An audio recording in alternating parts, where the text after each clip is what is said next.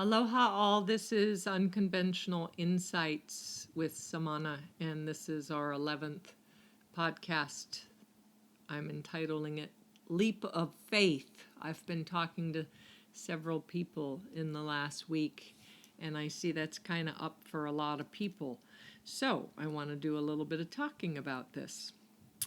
So the act of leaping, that leap of faith phrase, is learning to be courageous, learning to listen to our inner voice that is constantly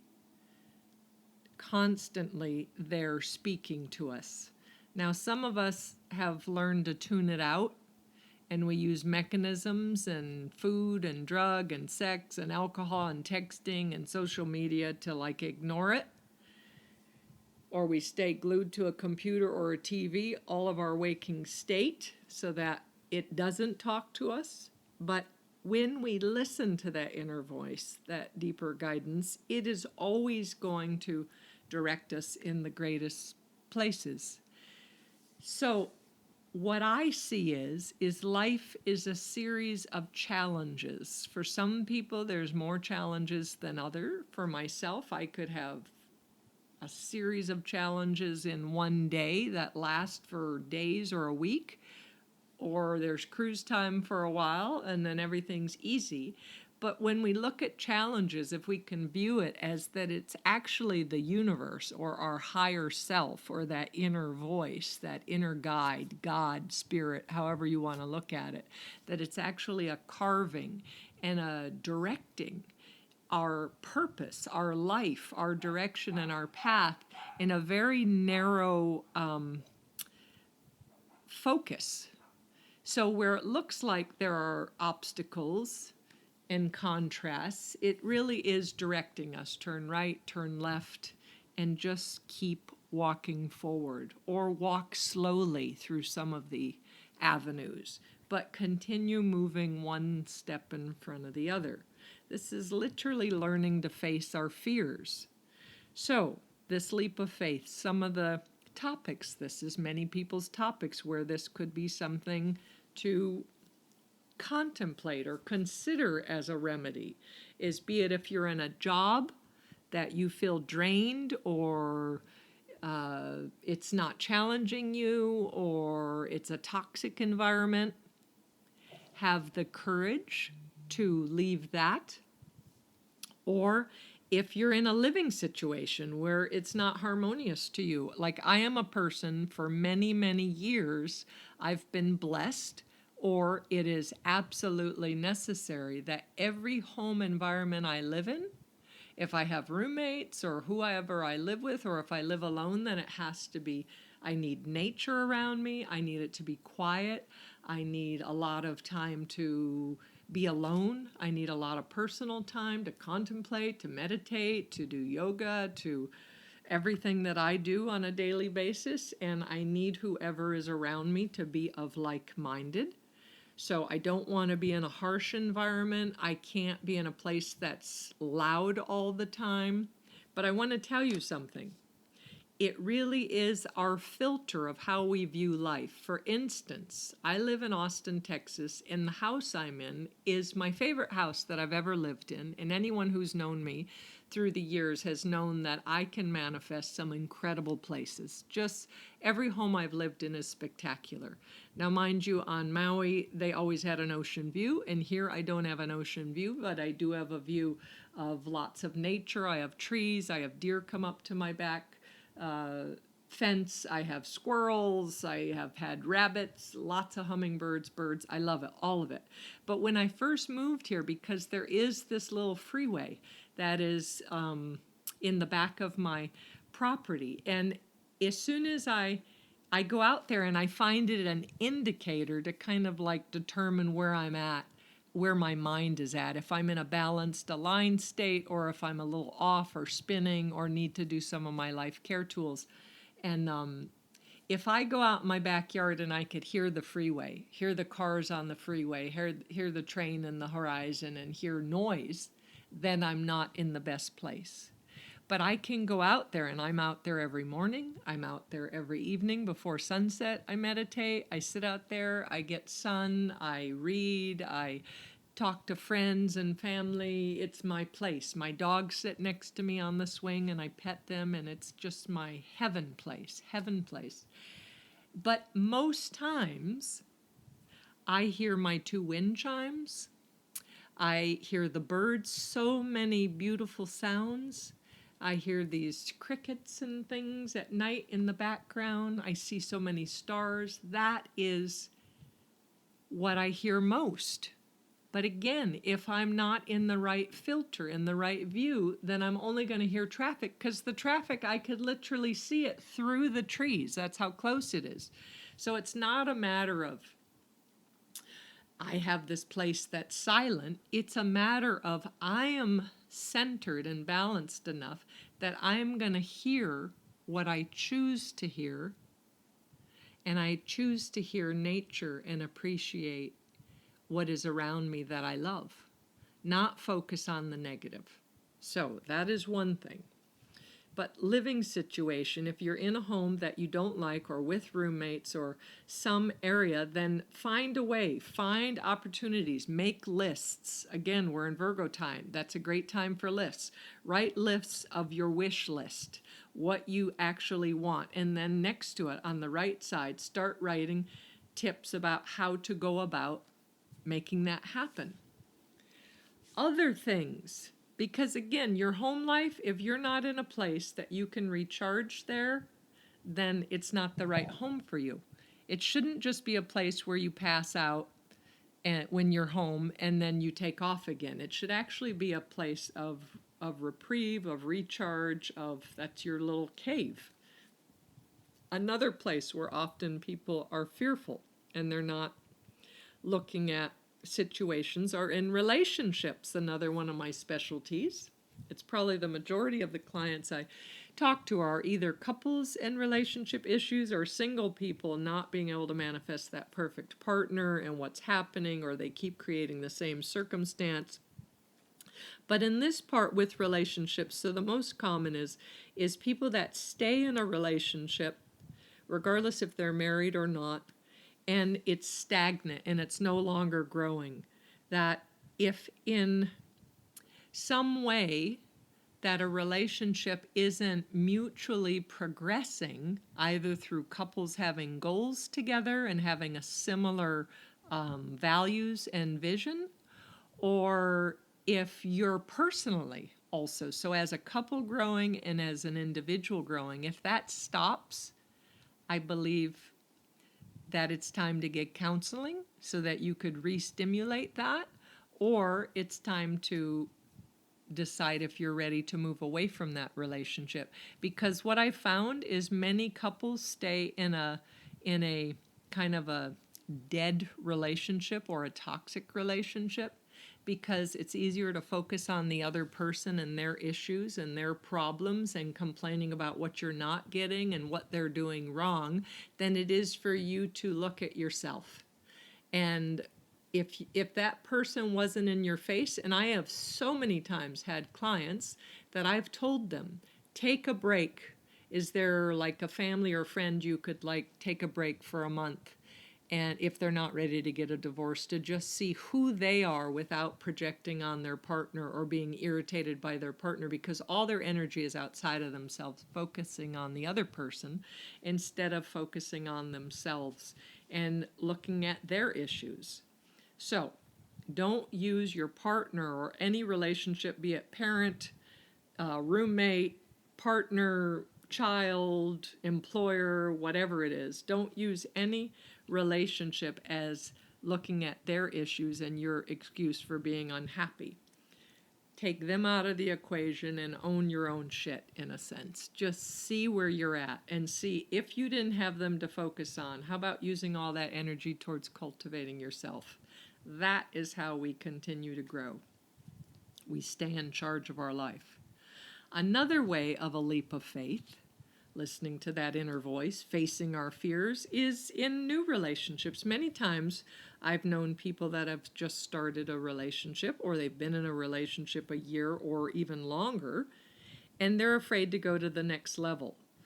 So if you're in a relationship that your needs, both parties' needs are getting met, your like deep inner needs are getting met, and it's stimulating growth in you, meaning your partner is encouraging your growth as you are the same with them, there's support there, and you just keep evolving, I would say it's time to go whatever the next level is, or to, in your mind, say it's okay to commit to this. It doesn't have to have a label necessarily.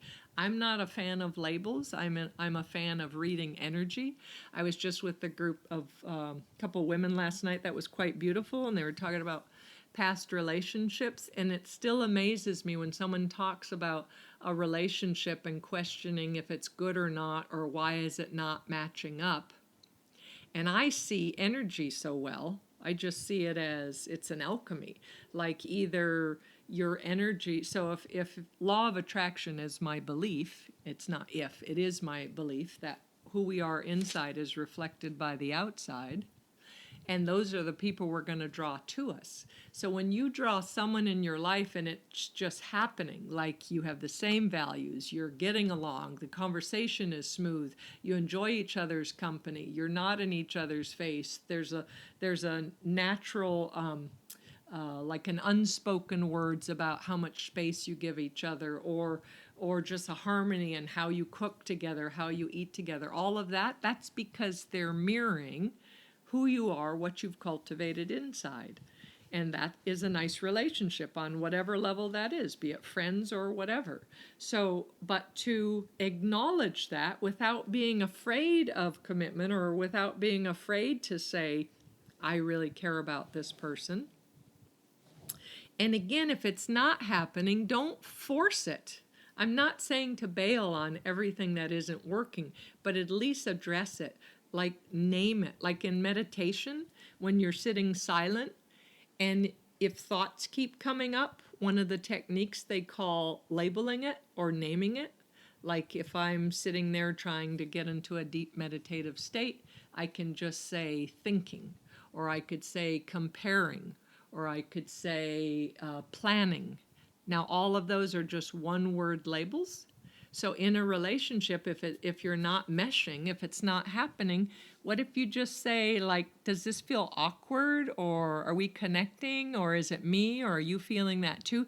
Just having the courage to have that conversation is powerful enough, because that's listening, being authentic to yourself, and having integrity in what matters to you, and sharing that in your relationship. So I tend to always kind of go into relationship, but I know I'm on this leap of faith thing, but sometimes a leap of faith is having the courage to say to your partner, my needs aren't getting met.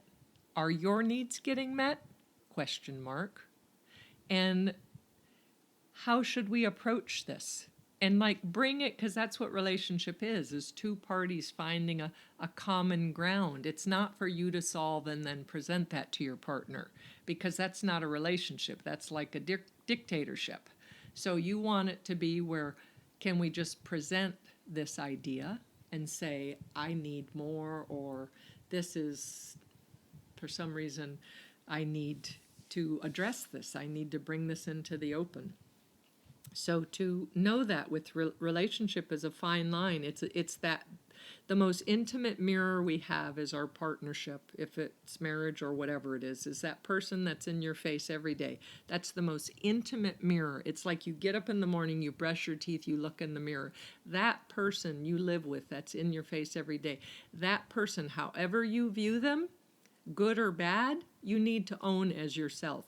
As it's things you've cultivated in yourself that you like, or it's things you've cultivated in yourself that you have an aversion to, or that you need to address and bring to light and say, let's talk about this.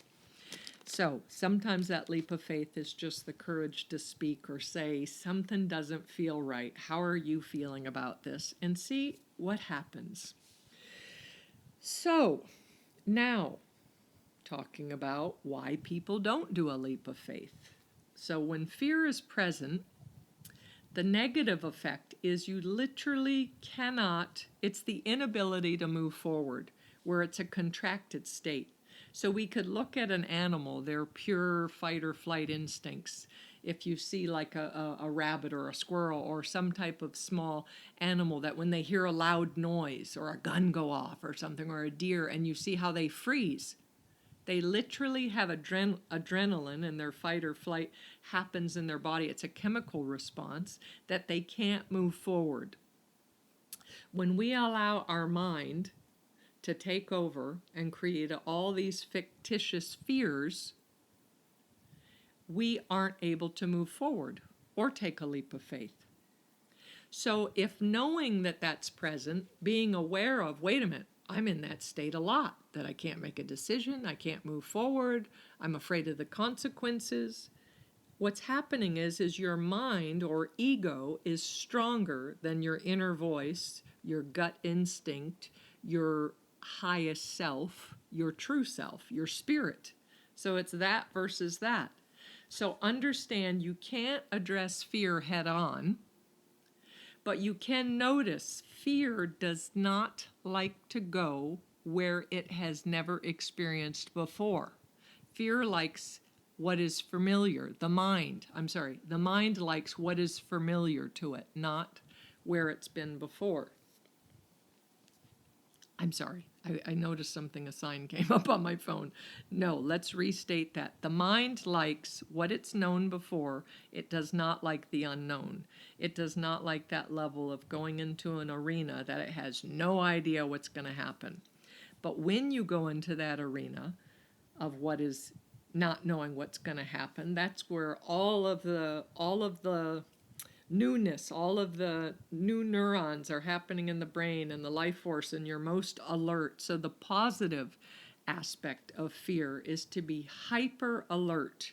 It's to be so present that our hearing is heightened, that our senses around us are heightened, our vision is heightened, everything around us, we are most present in the positive effect of fear.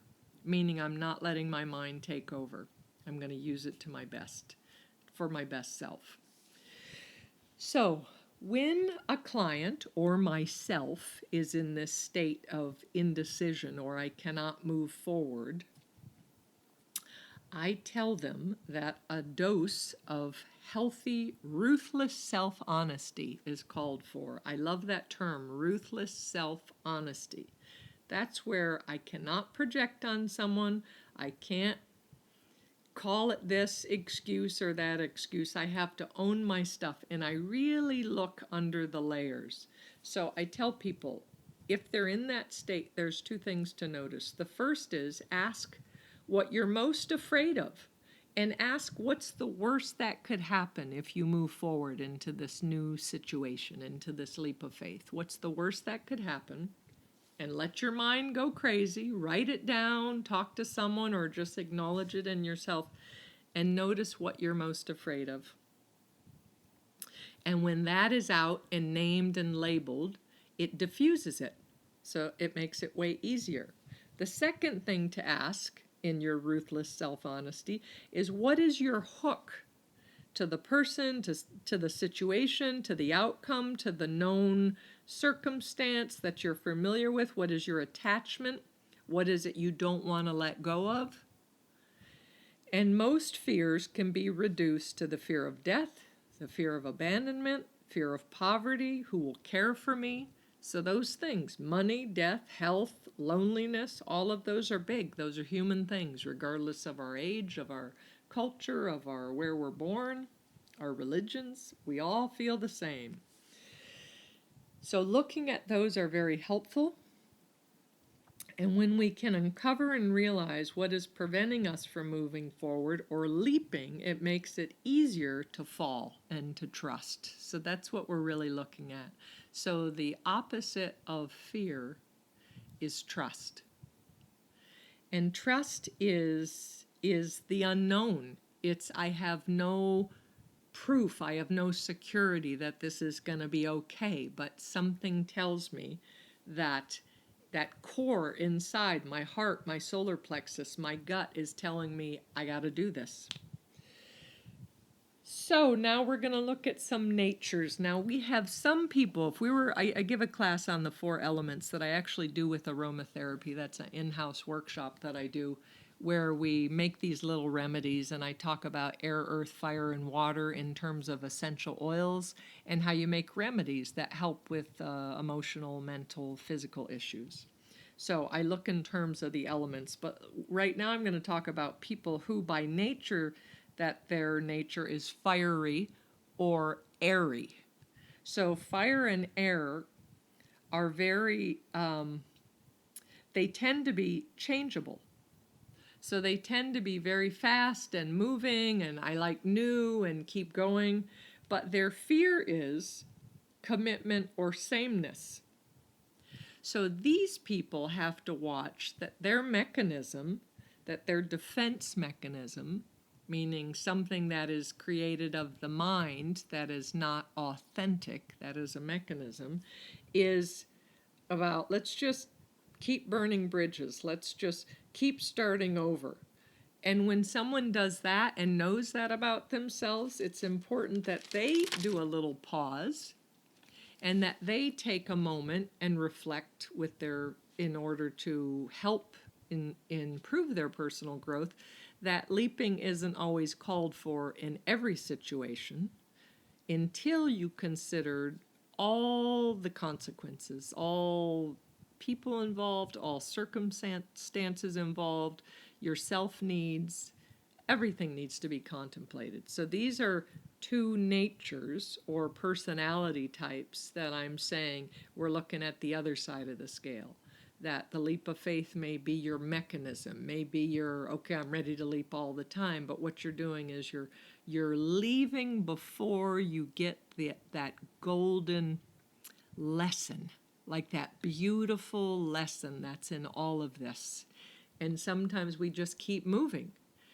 Oftentimes, to go deeper instead of horizontal, like there's a term where some people, when they're getting close to getting into some really great stuff inside themselves, where they're like dealing with something from the past or a pattern that keeps repeating themselves, that person in that moment, when they get really close, they instantly say, I got to change jobs, I got to change careers, I got to change relationships. They do what's called a horizontal move instead of a vertical move. A vertical move is where my awareness goes deep and I am aware of the patterns or the self-sabotage, and I no longer want to do the same behavior because I want to see it differently. I want to see what these obstacles are offering me. That it's uncomfortable, but that pain offers this beautiful diamond gift in the center of that pain of a teaching, of a lesson, and that's what I really want to see.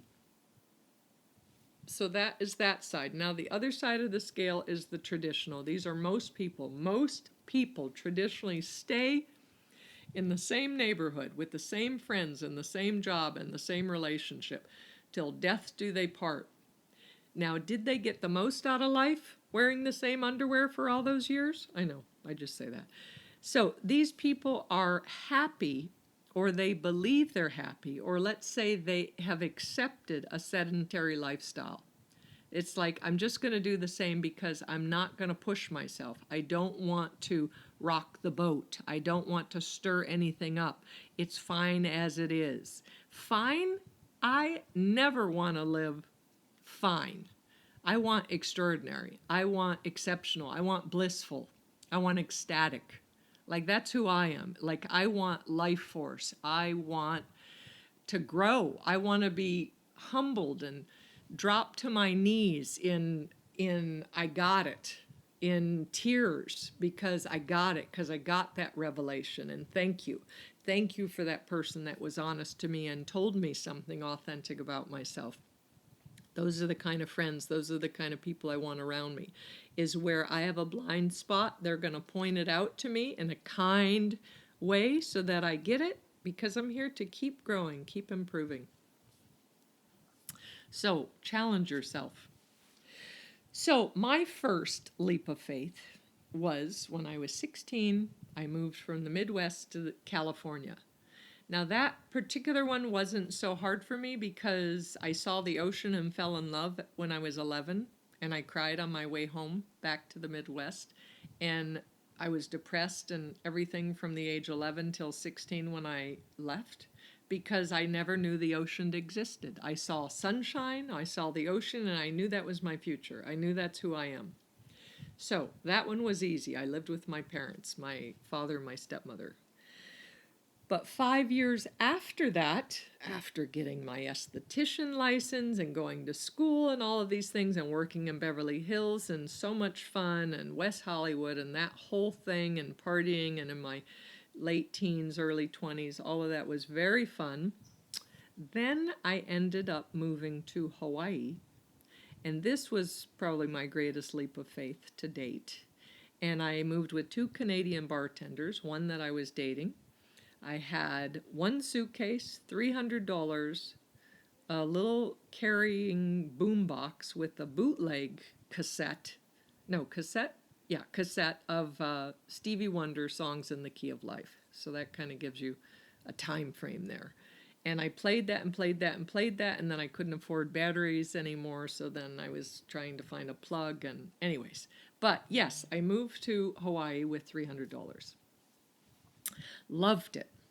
Anyways, my chapter began. That was the best chapter of my life. So many things changed. My spiritual awakening happened in Hawaii. I had my daughter in Hawaii. I was married and divorced a couple times. Great men. We're still very good friends. All of my relationships there.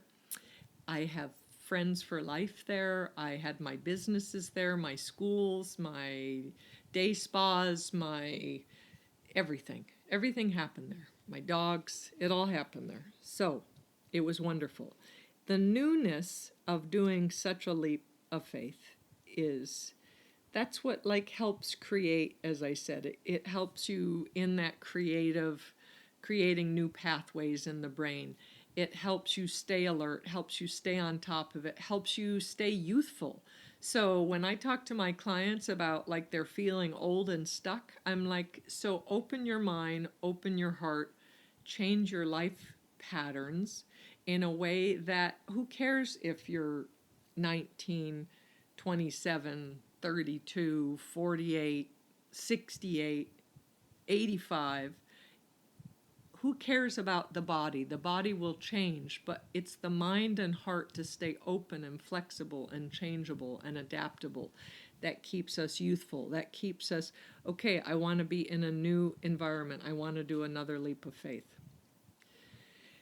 So one of my experiences in my mid-20s was that I was doing this I was meditating one day, and I had this revelation because I'd meditated all the time, and I had roommates, and it was before I had a child, and I didn't have all those businesses yet. And I basically had this thought that if an alien came down and watched me for the day, would they know I was a spiritual person? And what brought that question to me was I was meditating in my room, and I was in a neighborhood, and I could hear this dog barking nonstop. It wouldn't stop barking. And I was so pissed that in my mind I'm thinking, do I shoot the dog? Which I would never shoot a dog. I'm not a violent person. But I had thoughts of it. Do I go to the neighbors? What do I do? And I'm thinking, how spiritual am I if I'm annoyed by this dog because he should be quiet while I'm meditating? And that brought me to that humbling question of would an alien or a child that couldn't speak, that was watching me, if I couldn't talk to them and articulate that I'm the spiritual person and meditator and all of this, would they know by watching my actions in a day that I was spiritual, that I believed in a higher power, that I believed in God? And I started asking clients that. Tell me an example in your life of something you do or a way that you are that people know that you're spiritual, that people know you believe in God or a higher power. And I find that a powerful question to look at, to really, again, using that ruthless self-honesty, would they see you as spiritual? Would they see you as kind, as generous, as wonderful? Or is it your view of yourself that's a little distorted and needs a shift there? So that's something to look at. Let's go back to leaping of faith there. Again, if leaping of faith is trusting, and we're talking about how in your actions do people see you as a spiritual, open-minded, open to new ideas, let's take this leap, let's try it, it feels great type of person, then think of how many times you've done that leap of faith where you've had nothing proven, no securities around you. So in business throughout my life on Maui, I had many different day spas with my schools that I kept adding to and expanding with square footage and students and employees and workshops and all of those things. And so many times, like I would just know, here's this next position, here's this next spot. I had a dream one night of this place. What is that place? And I remember I talked to the contractor and said, that's my spot. He's like, I have a list of people. And I said, but no, I dreamt about it. That's my space. And I know this. And I had like $50 to my name. And this was a $3,000 a month rent. But I knew that that was my next position. That was the start of my schools. And I went from there to moving to different locations. And as I said, I kept expanding. So there are times in business that we need to take that leap, even when we don't have finances, even when we don't always believe in ourselves. On those days, you take a nap, you take a break, you take the day off, you do something fun, you go in nature, you do something good for yourself, and then you try again the next day. At this point in my life, I left Maui almost 4.5 years ago. That was my latest leap of faith. I went from everything known, a community that I established for 30 years, people that I had it down, everybody knew me, and I came to a place that I'm starting over at scratch decades later. And it was hard. It was very, very hard, but it was what my soul needed. I knew that inner voice cried for this. Because what I established with all those years, as much as it was life purpose and so many beautiful things, is it was familiar. It was the same thing that I was doing, and I wanted to switch it up. I wanted to put myself in circumstances and situations that I can grow more. Because even though I kept meditating and I would teach self-life tools and I kept doing everything was for the health and wellness industry for all these years and changing lives, I wasn't changing to the extent that I knew that I could. So I came to Austin with my daughter, my dogs, my dad followed later, and I've loved it. So it's been challenging here starting from scratch, but I've loved everything that I have learned, and I would say 100% it's the happiest I've ever been in my life. Financially, starting a new business where I'm doing trainings and all of these different things, I'm kind of changing the filter of it, is fine. And I'll tell you that when I was young, I used to fear change. I remember being terrified when something changed. And somewhere in my 20s, in my mid-20s, I started embracing and even praying for change, especially when it was challenging times. I knew that life was impermanent. I knew that this wasn't going to last too long, and I can just breathe through it until it shifts, because everything changes.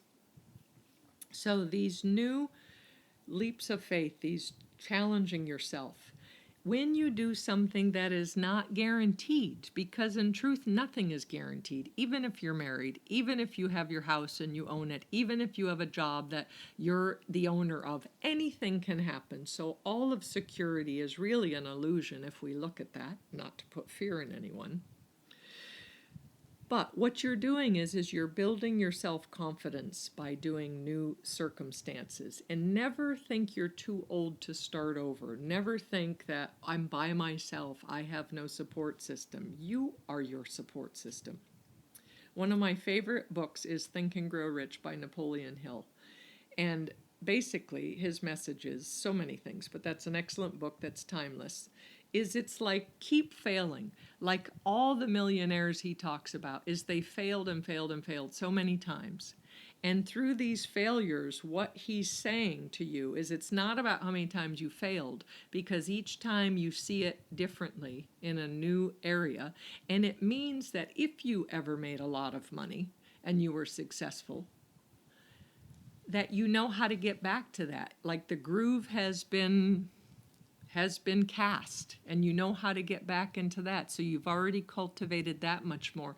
It's just how do you build from that? How do you build even more? Like where it's even more who you are right now. As we evolve and change, our external life has to change. So things can't stay the same with jobs, with relationships, with our living situations. Things must change. So now, let me see what else we're doing. Okay, so we need to leap because often we waste time. This is okay, so yeah, talking about the dynamic of the term leap, the leap of faith, where you literally are just like that, I'm out. And you do it. So once we get through that like contracted state, that fearful, indecisive state, and we finally do leap, now we often do that because our spirit, our soul says, wait a minute, I've wasted so much time. Why didn't I leave this relationship before? Why didn't I leave this job before? Why didn't I move from this city before? What was I so afraid of? So we literally say, screw it, I'm doing it. And it's just like this laser. It's just this powerful laser that just, it's a force that propels us. And it puts us in new challenges. It puts us on the edge. That edge is wonderful because that edge that we're talking about is the edge of your mind, of where you've, the boundaries of where you've known before. You want to go beyond those boundaries into something new, creating new mirrors, new intimate people in front of you that reflect who you are. When we stay the same with the same people, it doesn't allow for us to change. That term, a prophet cannot be a prophet in his own land.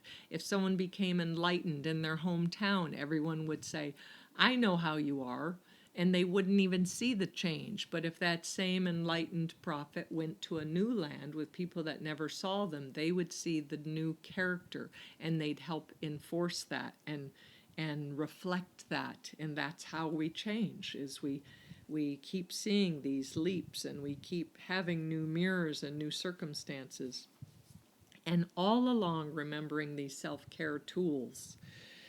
So the universe, I would say, with different, I just said to a friend, the universe is giving me daily opportunities to use my self-help tools to find stability and new ground on a continual basis. Isn't that a nice way of saying nothing's easy right now? But that is how I say it. I see that everything is changing. As I said, it's all impermanent, and I'm just so grateful for all of the teachings I'm getting, because it's a lot of stimulation. And I hope for you and all of you out there listening that you get inspired to do something that you haven't, that you've avoided, that you've been afraid of. Just switch it up. Just do something new. And now I'm going to talk about, I do several certified trainings. So I do trainings through, I teach coaches of coaches. So if you're in the healthcare, if you're estheticians, if you're massage therapists, if you're nurses, if you're physical therapists, if you're other types of therapists, psychiatrists, I've worked with so many different people that want to take a more holistic approach. And I give certifications where I either do it in small, intimate groups out of my home of like 10 or 12. I've done several workshops for the last few years that I've been here, and I'm doing more. And so there is certifications, and it's a Life Tools coaching certification is one of my favorite teachings. And this is where we're going to alter you for a 30-day, this specific diet that I will customize for your lifestyle, for who you are, for your blood type, for so many things are involved. And then we're going to go through the mental, emotional, physical total transformation. So once you do your work and you clear out your toxic crap of the food and the alcohol and the people and the hooks in your life for 30 days to really feel it on a cellular level, then you will make a much better coach. And as I said, I do that in a group situation, and that's a little cheaper, but you're sharing it and interacting with others, or I do it as a concierge where we check in once a week, and that ranges in price. You can contact me if that interests you. And another certification which I've mentioned in some of my other podcasts, is I'm co-hosting with David Garrison, and we have a free night that's telling about this, and this is on Tuesday, September 17th at 6:45 in South Austin. That's out of my home, and it's going to be a 2-hour presentation for our October workshop, and that's going to be the Relationship Architect certification. Now, this is primarily for singles because we actually go through a format and we have it structured very specifically with interactive exercises and lots of self-realization, lots of self-discovery. The more know thyself and know the whole world. The Oracle at Delphi said that. That's probably one of my life phrases. Know thyself and know the whole world. By the end of that 4-week workshop with the Relationship Architect, you will leave with a certification, with a personal contract.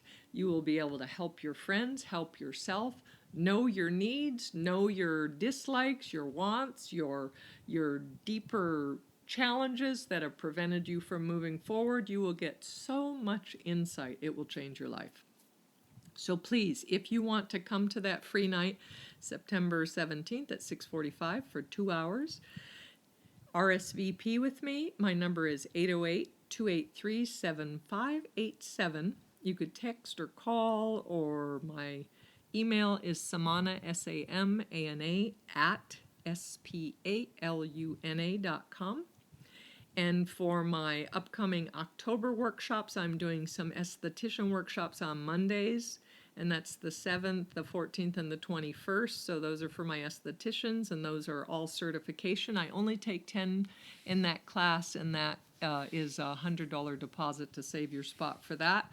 So check out my website, spaluna.com.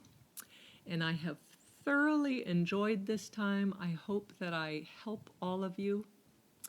And thank you and aloha.